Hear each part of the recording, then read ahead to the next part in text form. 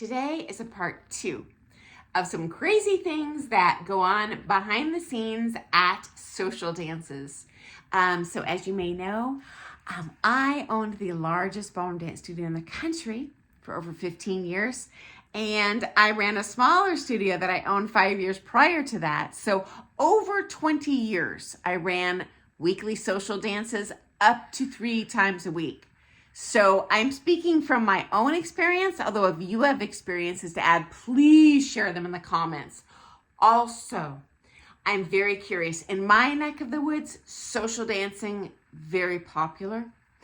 Do they even have that in your area of the country or in your area of the world? If so, how many times a week do you have chances to do that? What is the cost of admission, usually? And I assume, is this in like a local, like a nonprofit open to everyone? Or is this in your own studio? In which case, is it open to the public? Is it only open to your own studio students? I am dying to know, guys. And I've asked this question a couple times in previous videos. Someone throw me a bone and let me know, because I am dying to know. I'm genuinely curious what social dance looks like outside of my little solar system of the ballroom dance world, okay? And so I'm going to cut back into my video from yesterday, because once I got jumping down that bunny hole, I was like, wow, I have so much info to share here. And it might be surprising to you, okay? So let's get back into it. Next up, a ton of work goes into these things, okay? So you show up to that dance party, at least I did as an amateur. And I'm like, happy, happy, joy, joy, kumbaya. It's like magic. They're making a fortune. They're having fun. Everyone just shows up and things magically happen. No. As an owner, I spent hours and hours and hours and days. I would do the grocery shopping ahead of time because I just didn't have like a room and a dance. I went out, I purchased groceries, I prepped the food, I set up tables, I plated nice trays. If there was heated food, I would set up chafing dishes. I would have to come early to light the sternos, to heat the food. Tons of cleanup afterwards. And unlike other studios that I saw that use volunteers, that was not personally something I felt comfortable doing. Not that I didn't have volunteers, I'll get into that in a second, but I just felt it came across as me being used, or that studio owner being very selfish, when they would literally expect the clientele, the people paying to come to the dance, to show up early, to set up the tables, to bring and donate all the food, to do all the cleanup afterwards. I'm like, well, you should be paying me to be here. Why am I doing all this work? And again, I had volunteers, but I certainly, I never expected it. And oh my gosh, guys, I am so thankful to those wonderful people who would just show up early, who would, come early to that pre-dance lesson and just be an assistant in my class to demo things, or to circle around the room in the rotation to help people learn faster, or they would volunteer, just hang out, talk, stay after, help me sweep. These were wonderful things, but certainly not expected. You know what? I mean, I have shout out Alan, Steve, Paris, Eric, they would show up. We honestly had fun, but it was never expected, like blowing up hundreds of balloons to this 60-foot long big balloon bag on a vaulted, ballroom ceiling, like for the midnight balloon drop at New Year's Eve and such. That was awesome. But, for me, I had paid staff. I always had paid DJs. I paid the teachers to come and teach that pre-dance lesson. I paid at least one front desk person. I paid many people if I had a big, event like a New Year's Eve party or something. For my parties, I can only speak from my personal perspective. My weekly Sunday parties, a slow night would have 100 people. Because of the sheer size of the ballroom, really anything less than 120 felt empty. And then parties like New Year's Eve, I would have up to 500 people. But you know what? When they're spread out over 17,000 square feet, it doesn't feel that full. I mean, well, I would say those special event parties like New Year's probably felt pretty full, but it's not as full as you might think when you're talking about the largest ballroom dance studio in the country. But yeah, I hosted more than my fair share of ballroom dances. Another way people helped, I like social dancing too. And when I'm working that dance, I am busting booty the whole time. And so I love that I had a couple students that would just be willing to come up. Hey, I'll take the DJ station for a couple songs, just so I could have fun and go around the floor a couple times, with people. Because, I have shared with you, I love social dancing. I think it's a blast.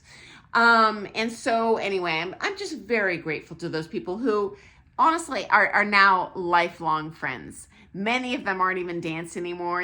People do, they get injuries, they get married, their spouse doesn't want them to dance, they gain 20 pounds, they don't want to dance anymore because they're embarrassed, blah, blah, blah, blah. Everyone's, there are things that happen, but they are still lifelong friends that I really cherish. One of the many things I love about being a ballroom dancer, I mean, we really do have some amazing, beautiful people in our dance sport world and our social dance world too, that become our really lifelong friends. Okay, next up. This might come as a surprise, but you do not make bank on these social dances. As a matter of fact, I went in knowing it was going to be a lost leader. I was totally inspired by Rogers Dance Sport in New Jersey. I don't know if you guys have danced there. Love the place.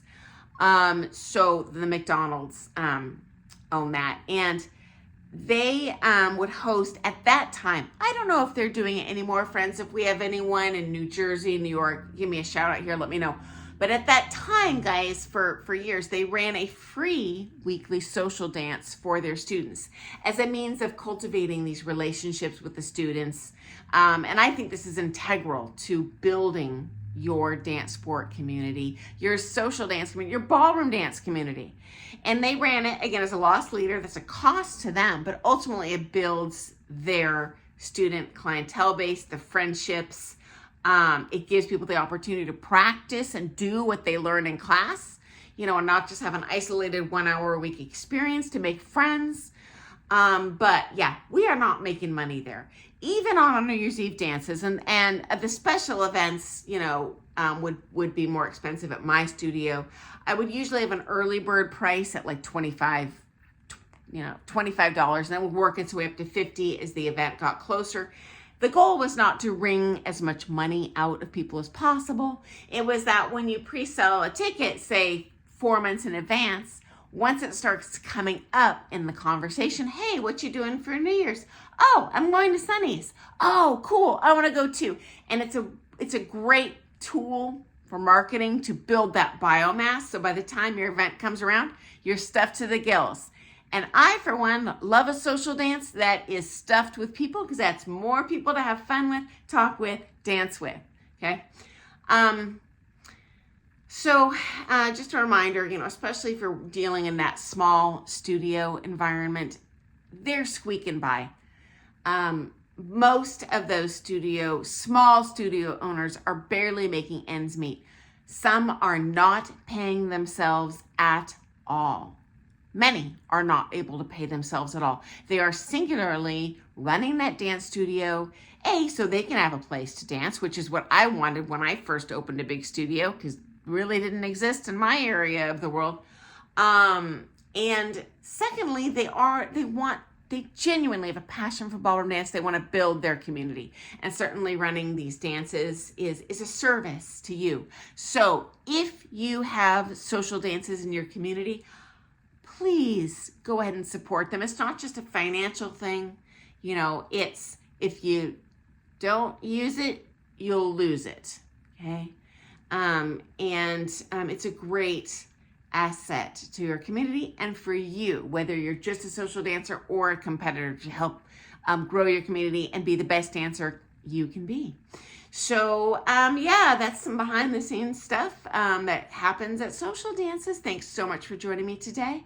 And hey, guys, I've asked this several times and no one is answering me, and I'm really curious. How many social dances do you have in your neck of the woods, whether you're outside of the United States or you're an American, because I can only speak from my perspective in my little area of the world. And here, social dances are quite popular. There's not as many opportunities, unfortunately, since I'm not running any anymore. But yeah, they are popular. People enjoy them. And you know, the admission price, it varies. Maybe, you know, $15, depends. Sometimes you can get a membership. I'm also curious, in your area, in your studio or club that you're dancing in, are your dances open to everyone like mine were, or are they only open to students that take at your studio? Very, very, very curious. Would love to hear what your story is. Because we are ultimately a worldwide community of ballroom dancers, each with different experiences.